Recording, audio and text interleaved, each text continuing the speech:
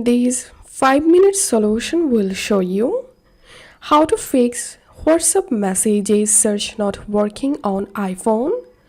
So if you're trying to search for a message in conversation but the search box isn't working properly, just follow these quick solutions to fix this issue.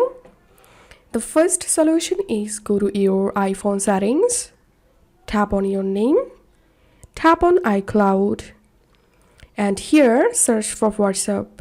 Enable WhatsApp. If it's already enabled, disable it and again enable, and then check the issue.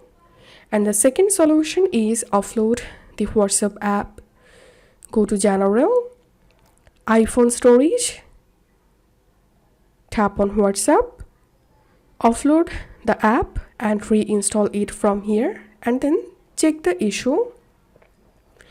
And the last solution is, after following these all steps, restart your iPhone and it should fix your WhatsApp messages search not working issue.